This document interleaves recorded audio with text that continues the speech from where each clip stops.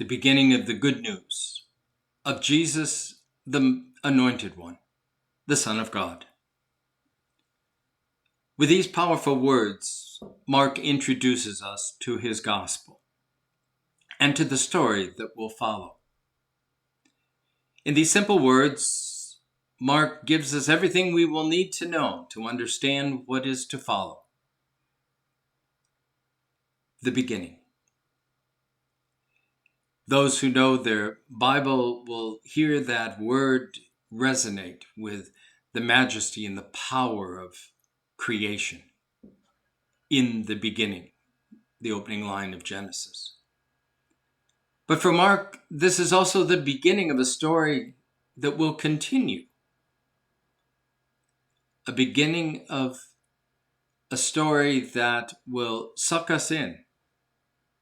By the end of the gospel, we are part of that story, inextricably. We can't get out if we want to. And we know that when Mark dumps the ending on us and leaves us to be the storytellers to those who will follow. It is, in a sense, a story that is still being written every day by those faithful who have followed Jesus down through the centuries and continue to hand over this story of Jesus' life, death, and resurrection. And so Mark doesn't claim that this is the definitive work on Jesus. For the life of Jesus continues in, with, and through us as he leads us into his future. It is the beginning of good news. This is important because Mark lives in a community that is in desperate need of good news. Gee, so are we. The world is crazy. Rome has occupied Israel for decades. Israel has become nothing more than a puppet kingdom. They owe everything to Rome. Rome is an oppressor, and yet they have no choice. It is a time when tensions between Rome and the Jews are escalating. It is a time when tensions between Jewish parties, the religious political parties like the Pharisees, the Sadducees, the Zealots, continue to divide as they each seek their own solutions to the Roman problem. It's a time when violence is too escalating, to the point where Rome comes down with its heavy boot and smashes the back of Israel by destroying the Jewish temple once again. To get a sense of what impact that one act had on the nation's psyche, one only has to turn to our own modern history and think back 20 years to a day in September when the towers fell and the Pentagon was breached and the rural landscape of Pennsylvania was marked forever. 9/11 changed our world. We will never be the same again.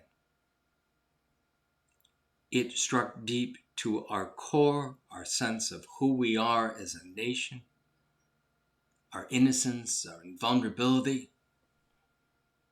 Everything is now up for grabs. It was a scary time for the Jews. What would their future hold in the world scene? Did they have a future?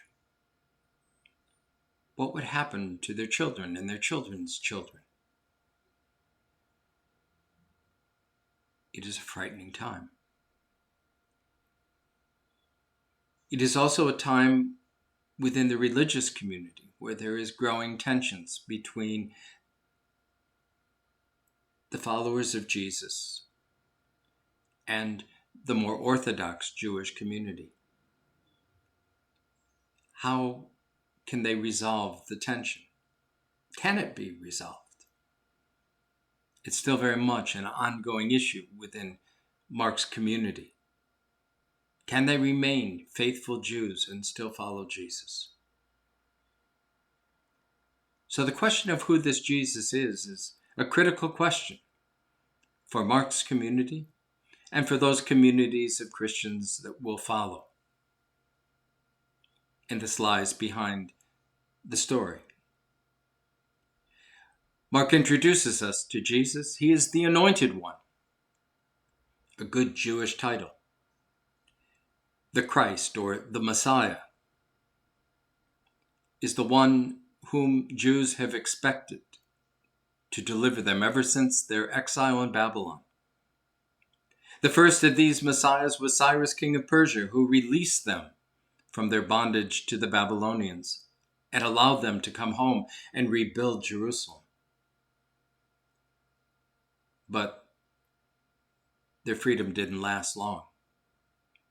Soon it was the Greeks and now the Romans who held the power. Would God send another messenger, another Messiah, another deliverer? They lived in expectation, as do the Jews of today.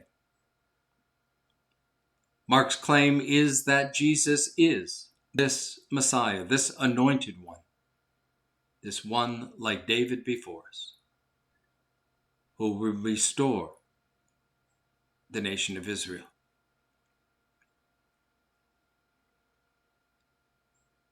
He is also the Son of God.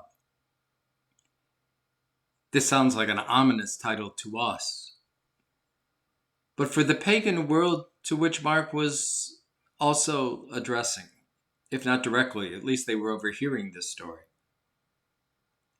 the Son of God was a familiar title to one sent by God on a mission, a holy person.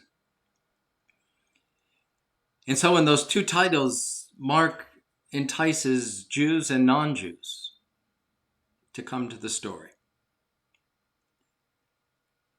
I want to do something radically different than happens in most commentaries and most talks about these early verses of Mark's Gospel. I want to split these next few lines out. They're normally tagged on to the story of John the Baptist, kind of as a proof text, saying, this is who John is in connection to the larger story. But I think there's far more to it than just John. I think it has to do with Jesus as well. The next lines are these. See, I am sending a messenger ahead of you to prepare your way. The voice of one crying in the wilderness, prepare the way of the Lord and make his way straight. As Mark tells us, it's a quote from Isaiah, and he's sort of right. The last part is definitely a quote from Isaiah, or better, 2nd Isaiah. But the first part of that is a conflation of words from Exodus and Malachi. I don't think that's an accident. If you know anything about those two works, it makes perfect sense to use them in the context in which Mark is speaking. Exodus is the time when God's people found themselves in bondage to Pharaoh. And God then too sent a deliverer in the form of Moses, who brought his people out and led them to the promised land. Malachi is an interesting, very short prophetic book. A time after the exile, when the people of God have returned to Jerusalem and found devastation and frustrating attempts to rebuild. And it's a remembrance of what happened in that intermediary time while they were in exile, when all their neighbors came in and raped and pillaged the nation and left it in ruins. It's a judgment on them, but also a very strong messianic hope that God was even now sending a deliverer. It's why in the Christian Bible, we end the Old Testament story with the book of Malachi, because it leads into this story. The final words of this quote, so familiar to us, the voice of one crying in the wilderness. Ah, yes, John the Baptist. But that voice is a voice spoken in the midst of exile, in the midst of a time when life was turned upside down for the Jews, when nothing seemed sacred, when everything was a struggle. Their identity, their hopes, their dreams. They weren't the people they used to be, but they didn't know quite yet who they were supposed to be. And it's in the midst of this that 2nd Isaiah comes with a word of hope. He begins the section from which this comes with a word of comfort, that their time of exile is almost over, that even now God is sending a new Messiah, a new anointed one, who will send them home. And their call is to get up to the high mountain and shout to the top of their lungs, "Here he comes." I think in these words, Mark sets us up for what's coming. In the midst of a time of great confusion and chaos, the good news is spoken. And God is starting a new creation, a new day, a day that will continue, particularly in times of chaos and confusion, that unlike what we're living through. It was good news then.